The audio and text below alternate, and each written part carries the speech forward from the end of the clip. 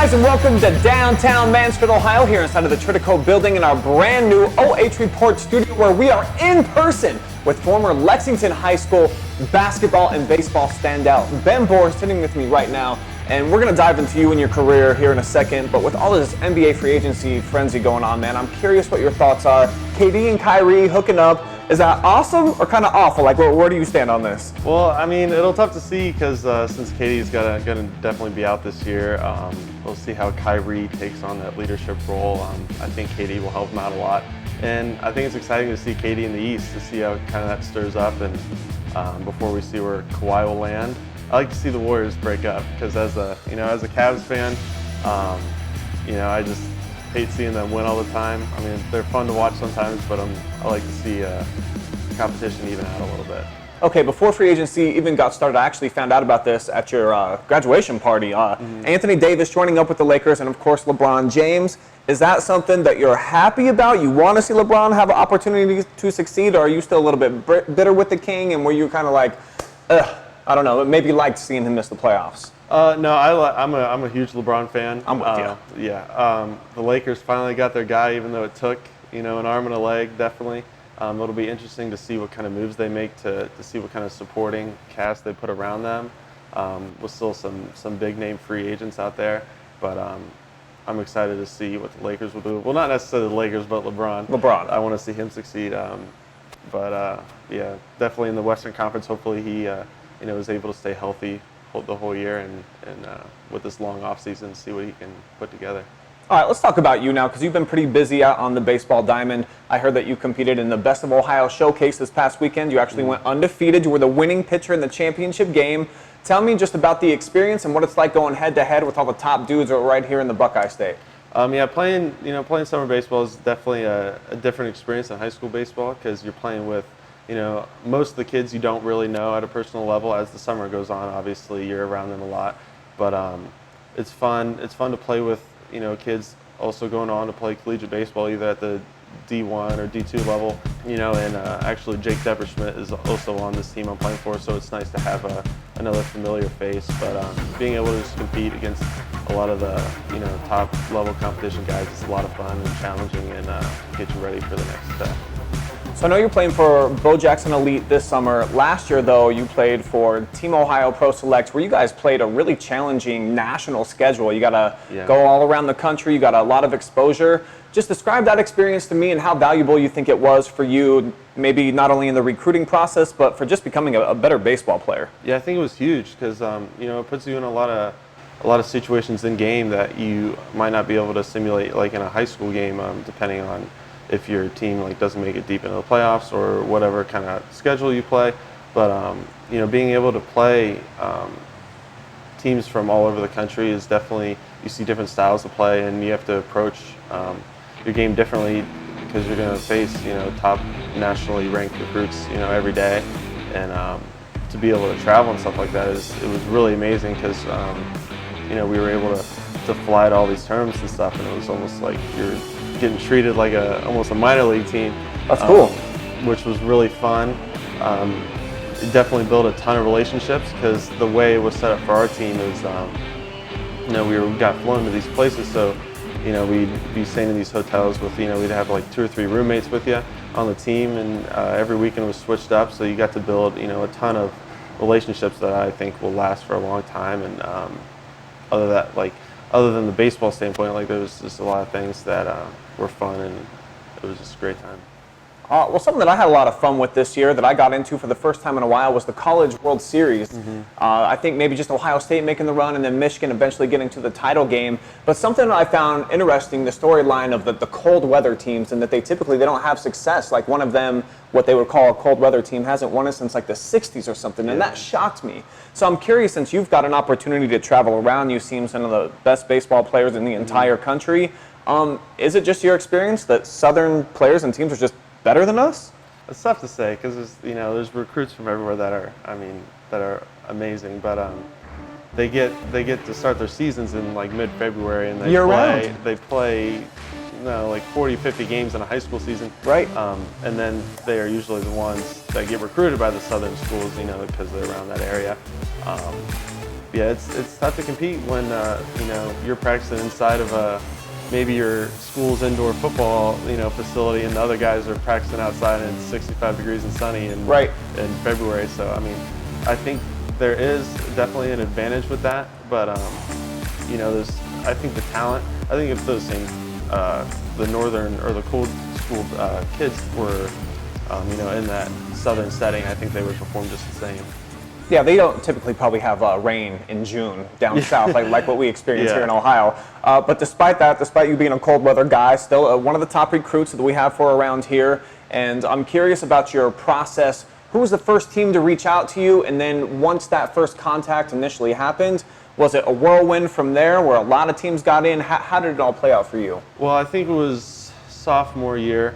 I got a little like sophomore day invitation from Ohio State where they brought in, you know, like I don't know how many recruits they brought in, but it was pretty much just saying, it wasn't like super formal. They brought them in saying like, you know, you're on our radar, and it was still super early in the recruiting, so they were just saying, you know, this is what we have, this is what you can expect. After I got invited to that, I remember their head coach saying, you know, you're here for a reason, like there's a long way to go, but you're on the right track, and that kind of resonated with me. That kind of got me believing like, yeah, I can do this. I just need to work, and like I can get to that level.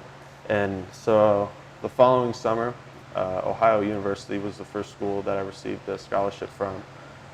And after that, it just made me, you know, super hungry to get more and to play more games and to just keep that recruiting process going.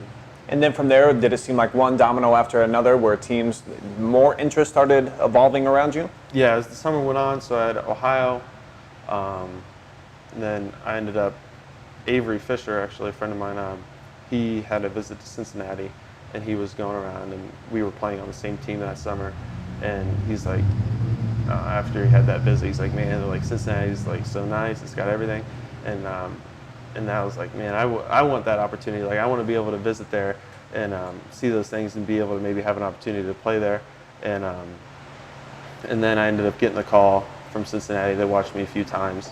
I went down there to visit summer, I think before my junior year that was, and I fell in love with it immediately. I also had been talking to schools like West Virginia and Missouri at that point, and then Evansville and Butler later down the road, and then eventually Ohio State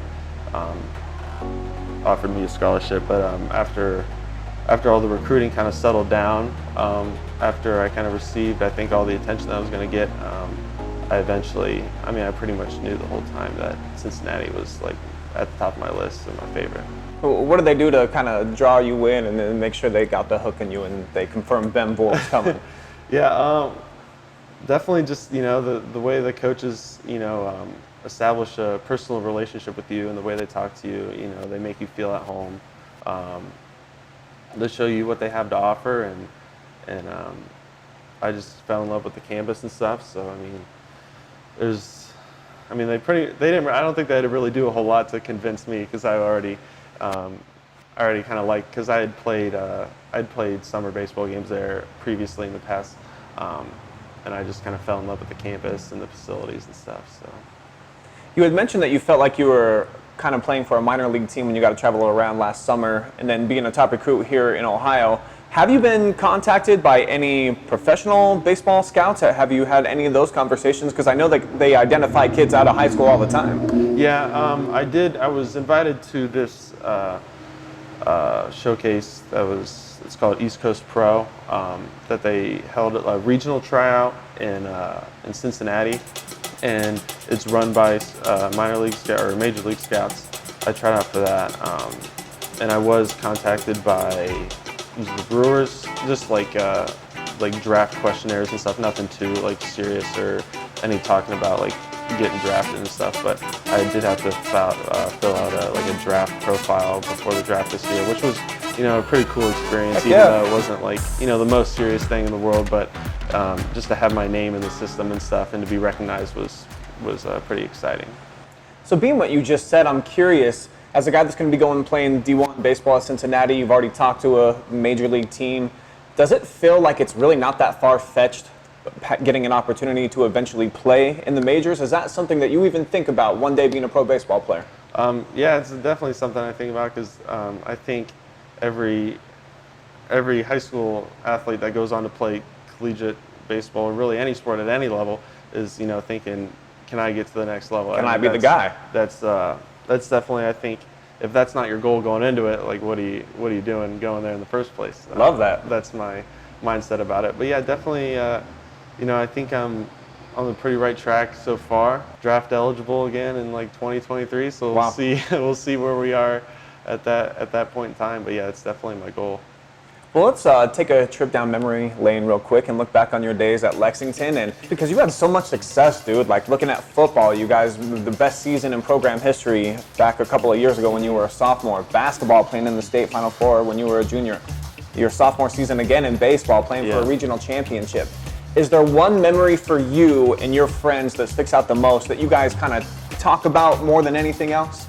I think it would definitely have to be that basketball run we had because the football run was super special and the baseball one was amazing, but the junior year of basketball, it was like that first year that we were all like kind of together. Then we were all participating at the varsity level, which was amazing, and it's kind of what ever since junior high we were talking about, like when we get to high school, like we're gonna try to go on these amazing runs and stuff because we were always super successful like growing up, and we had all played together, and to share that moment with all your best friends and stuff, and Coach Hamilton and Coach Guff, it was crazy knocking off Wasion in that game. Undefeated, man. I remember that was an awesome run. No one thought we were going to be there. We always make a joke because Austin Basham said we want to beat Vermillion in the district game, but I mean he was just talking, but we always like to make fun of that and then we go on that run, which was amazing, and I think beating Wasion was probably the number one memory.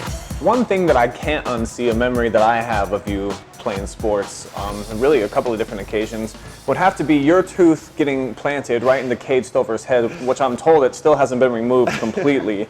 And then later I watched you in a baseball game against Ontario and your same tooth gets knocked out. I think it was your prom night and everything, dude. Yeah. It's like, what do you have against your teeth? Like, what's up with that? I think definitely my mother had a tougher time with that than I did. But I remember at Ashland when that happened, I was just, I think it might have been an inbounds play or something. I was going to set a screen for Stove, and he ended up spinning, and it just went right into my mouth, and I immediately knew that it was pretty messed up. Could tell I was bleeding. Went back to the locker room, and they had a big mirror in there, and I looked. I was just like, what is going on? I need someone right now. I guess that one cool thing that came out of it, though, I think Cade Stover with the headband. For whatever reason, his game just evolved to me. Mm-hmm. He suddenly thought that he could start shooting threes, and they were going in. I don't know. He had step backs. Did he seem like a different player to you once he put that headband on? Yeah, like it was magic. So. Yeah, Stove. He would do some questionable things sometimes, but it seemed like more often than not it would pay off. It worked. And he put our team in the position to win a lot of games, and he was a great player. All right, let's dive into a few questions from people on social media that they would like you to answer. David Gentry would like to know, what's your favorite drills/workouts for each sport? So let's start with baseball. What's the top thing you like to do? Definitely long toss. I like the long toss for baseball because I think it's a great exercise to build your arm up. And I feel like the further you can throw, the harder you're going to be able to throw from 60 feet. You don't really need a whole lot to do it. You just need someone to throw with, and I think it's a great exercise for any level of any player to build your arm strength. And I think there's nothing really can go wrong with it. So it's probably my favorite. What about hoops? What would you say you like to do for that one? I think probably the most important would be ball handling. So always be having a ball in your hand, dribbling, with two ball and stuff like that. It's always a talent that will be needed on the basketball floor. So I think if you're able to handle the ball and be good in pressure, you're gonna have a spot on the floor. I think that's fair. Your dad, Ed Vore, would like you to tell the world what your two favorite words were growing up. I forgot were my two favorite words, because any situation of anything, my answer would always be I forgot. So that was probably I think I coined that term growing up. I think I know what the answer is going to be here, but Max Waldrop would like to know who your favorite teammate to do pregame handshakes with was.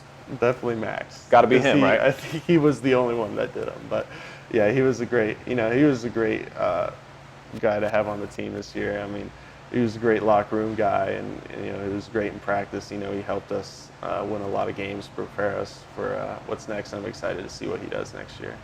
Is it anything simple? Can you show me right now a quick demonstration what that looked like? The handshake? The handshake. Do you remember it? Yeah, we would go here, up top here with the other hand. Okay. Up top once, back, and then down. Okay. And then we'd go like that. Yeah, I do remember you doing that. Yep. I think we started that I think during the tournament junior year, and it kind of carried over. I think we switched it up to just a chest bump later this year because we had to change the mojo a little bit, get some wins. But yeah, that was what we did. All right, last thing I got for you, man. We're going to do something called the Whisper Challenge. I've got some headphones for you. I'm going to play some obnoxious music really, really loud, and then I'm just going to say a couple of phrases to you. You just see what you read on my lips and see if you can repeat them back. Okay. So go ahead, put those on. All right, Ben. Real men wear purple. Will something purple, I think. Will, I don't know. Come to the dark side. We have cookies. Come to the dark side. We have cookies. Got that one. That one. That was an easy one. Is your eyebrow game strong? Is your eyebrow game strong? Ooh, he's good. He's good. Happy Independence Day, people. Can I get that one again? Happy Independence Day, people. I don't think I got any of those ones. I could get one of them. All right, well, that's going to do it. Ben Vore here in person with us. Thanks so much for being a good sport, Ben. Yeah, thanks for having me. Yeah, best of luck to you down in Cincinnati. That's it for now. Catch you guys next time.